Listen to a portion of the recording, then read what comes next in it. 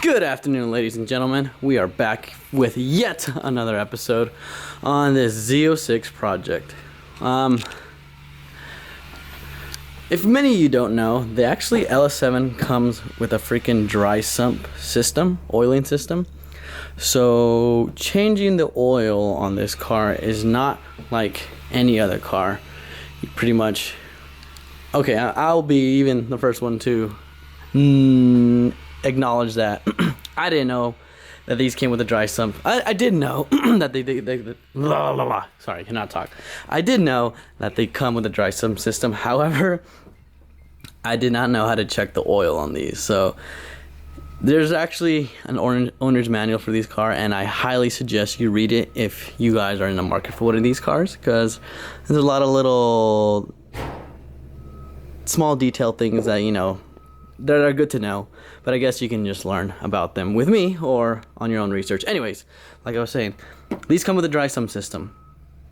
You cannot check your oil and change your oil like any other system because it has like certain procedures and steps you need to do.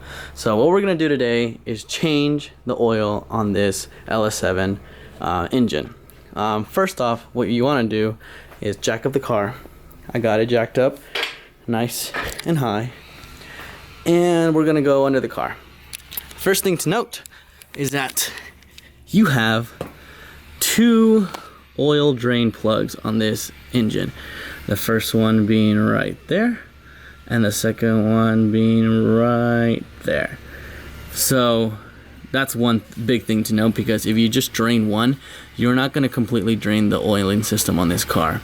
Another thing to note, these cars take a ton of oil.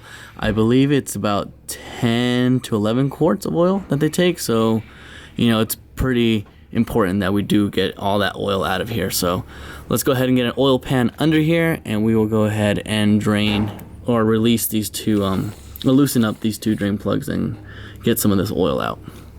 All right, now that we've cracked this oil drain plug loose, we can go ahead, you know, set our pan in place and start watching the magic happen. Now, I don't know if there's an exact sequence, you know, which one you're supposed to drain first. If there is, I will make sure to correct myself in the video. But I'm gonna go ahead with the side port first, because I think this one does carry the most oil. If I'm not mistaken, I think the front one's just to get all the excess that doesn't come out from this one. So here we go. And we're just gonna let that drain, and then once it seems to be slowing down, we're gonna go ahead and crack that front one open. Okay, this one seems to be just about done, so we're just gonna replace that for now. And don't forget, you know, to tighten that before you refill your car with oil again, because then all your brand new oil is gonna go nowhere. So now we're gonna go ahead and drain the front plug and just let it come out fully. Yeah, there's a bunch more oil left. As you can see, that's why GM wisely put two oil drain plugs. And you can see these are the actual lines that go into the what is it? I guess the dry sump container. So it all gets brought back into the oil pan from the dry sump up where the motor was at. So I'm gonna go ahead and let this drain, clean these plugs up, put a new washer on, tighten them up, and then go ahead and disconnect this oil filter now. And next we can go ahead and remove this damn oil filter. And just letting you guys know, yeah, these cars take a ton of oil. This was empty when before I started this oil change, and now this thing is almost halfway full. So yeah, that's a lot of oil. I believe, now that I'm talking about oil capacity, that this year is the year that they revised the oil pan and transmission. So this has the TR6060, and it has the higher capacity oil pan. So I think this takes like 10 or 11 quarts of oil. So yeah, definitely confirmed. So now we can go ahead and, oh, I'm making a mess. Drain this damn oil. Oh, it's hot, it's hot, it's hot. Yeah, another good idea is to actually drive your car before you change your oil. That's why the oil can be, you know, instead of it being cold oil which has a higher viscosity, when it's all heated up, it's better and easier to drain, so you make sure you get all that old oil out instead of, you know, having some linger around because it wasn't that, it didn't have that low viscosity just to fall through these drain plugs. So now that the oil filter is off and my hand is starting to cool down, we can let the rest of this oil drain out and then go ahead and put a new oil filter, new drain, or the new drain plugs in, and button everything from down here, and we can move up top. Now that all those drain plugs are in their place and tightened down to torque spec, we can go ahead and put our oil filter. I am gonna go with a K&N unit. For those of you interested in this, it is PS1017, and there's still some controversy about, you know, installing these dry or wet. I figured I don't want this problem.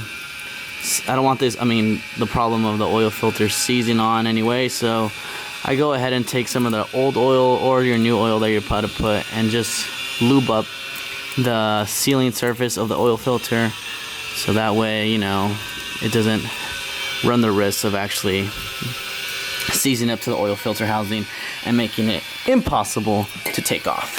So now that that is ready to go, I'm gonna go ahead and install it into its home right here on the oil filter housing. And you want to tighten these to hand tight, people. Hand tight. I've seen some of these people, I swear, like, put these oil filters on with an impact, and you literally have to punch a hole into it in order to get it out. It's not fun, and again, run the risk of damaging an oil filter housing. So hand tight, nice and snug. Don't over tighten these because it's not a good time. All right, let me get some paper towels, clean everything up, make sure everything's tight one last time, and then we'll go up top. Okay, ladies and gents, picking up where we left off. You know, we drained the oil, we put our oil filter back on, we got the car now back on the floor.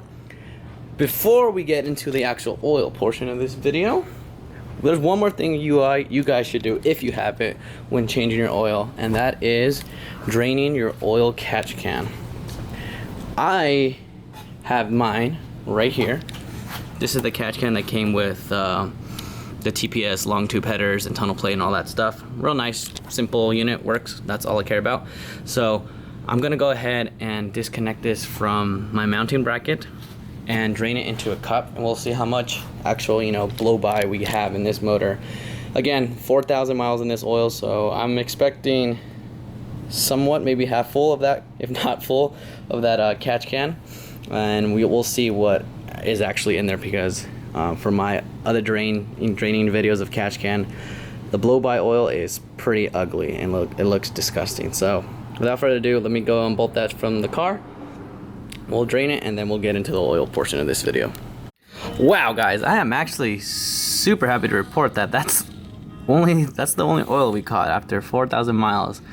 I was expecting a lot more, which is good. That means there's not a lot of blow by. I guess naturally aspirated cars don't have as much blow by as turbocharged cars, because I know my DSM would like fill up my catch can like halfway full every time I would do the oil change, because, you know, there was boost introduced to that motor. So I guess this kind of makes sense. So real happy about that. Now that it's drained, we can you know, close her back up and put it back on, then start filling her up with oil. For the oil that we're actually using, this is what I personally like to use, if not T6 on my Corvette. Best place to get oil, guys, Walmart. Walmart has these big jugs, cheapest prices around, and it's usually in stock. When it's not in stock, I'll go for this cheaper one, T4, but usually I run T6, Brotella T6. I've been running that in the DSM, the Evo, and now the Vet. Good stuff here, synthetic, high zinc content, all that stuff. Yes, it's diesel oil, but you know, the study's shown this stuff is pretty great. And there's a bigger controversy with this stuff. I guess Shell changed their formula recently, so it's like less zinc content, but still some of the high zinc content for the money you can buy, unless you're going like AMSOIL, like Z-Rod, or like VR1. VR1's good stuff too, but cost efficient. It works. What can I say? Anyway, so we are going to be using Rotella T4. Again, guys, this is why you need to know what year your car is and what model type it is, because as the years progress, things change in these cars. Mine's a 2009, so we have, thankfully, the upgraded ZR1 oil pan. So that means our oil capacity has now increased. I believe Z06s, like from 2006, like 2008, they take like 8 or 9 quarts, I want to say, of oil. But this one takes 10.5, I believe. Sometimes I've seen reports where they actually get 11. They can fit 11. From my personal experience, yeah, mine is closer to 11 quarts of oil. So that's why you get one of these big jugs. This is 2.5 gallons. When you convert it, it's 10 quarts. I get an extra quart just for, you know, in case, you know, engines burn oil. So I always get one of these so I can top off as I progress through the oil change. And then of course I get Lucas heavy duty oil stabilization because oil is not enough.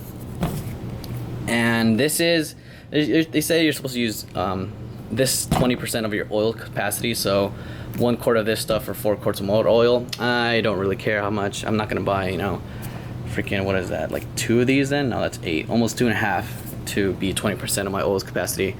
I feel like 1 enough is good. I swear by this stuff, because if you guys do not remember my first DSM, the first 6-bolt engine, that thing had a rod knock, and I got it dynoed twice. I made 360 horsepower on that. I raced it, all while having a rod knock, and it's because, I honestly believe it's because I always had this stuff in my oil every time I changed it. So I swear by this stuff, so I'm gonna keep following my known recipe. And if you guys don't believe in this oil, well, guess what?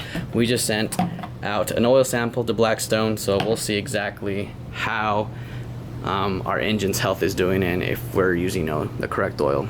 And even from Blackstone, if you guys look at their website, one of their most frequently asked questions is, what oil should I use? And they even say, oh, without getting too much into, this is a separate video, but yeah, what they even say, we don't know the right answer. Like, there's no such thing as the one oil fits all, because, you know, everything changes. There's so many variables in cars and their oil, so there is no such thing as the perfect oil.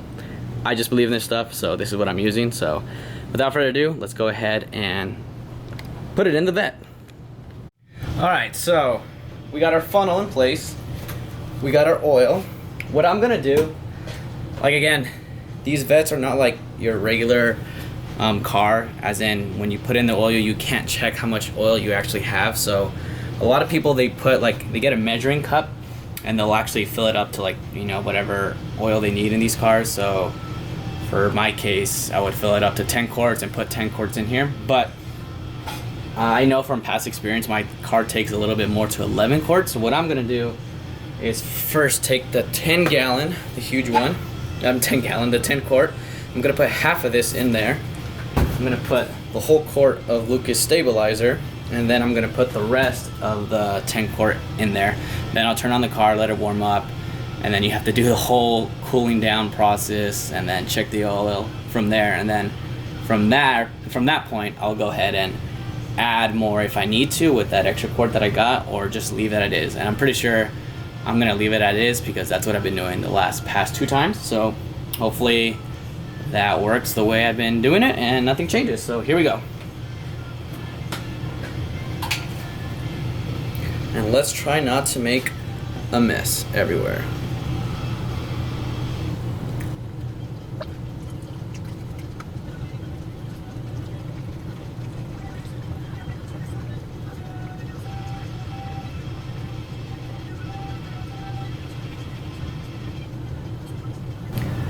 All right, so that's half.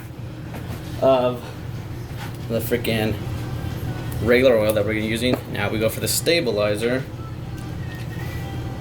This stuff is like molasses, so this may take a little while to get into the actual car, but that's what helps with the wear and tear, I guess. And let's see how. Oh, it's going pretty quick actually. And the reason I don't want to put this in first is because I want this to mix with the oil, so when it actually starts up, it has like a good viscosity, not just pure sap, and the oil gears, you know, won't get messed up. So that's why I try to mix it in, as in put in regular motor oil first and then the stabilizer. But as you can see, look how thick that is. I love it.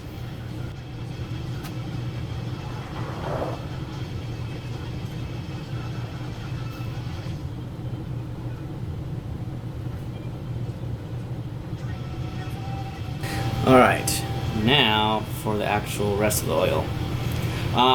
Another thing to note, I'm using 15W40. I know this car calls for a lighter weight. What did it say? It wants 5W30. But this is, like I said, like more of a, it's no longer a stock car. Yeah, it has stock bearing tolerances and stuff, stock bottom end, but I beat on this car more than I would say the average person on a stock everything Z06 would. And it's summer, so I went up to a higher weight. For winter, I do drop down to, I think, a 5W40. I believe that's what Walmart carries under their Rotella T6, so that's when I use that. But for summer, thicker oil for hot boy summer.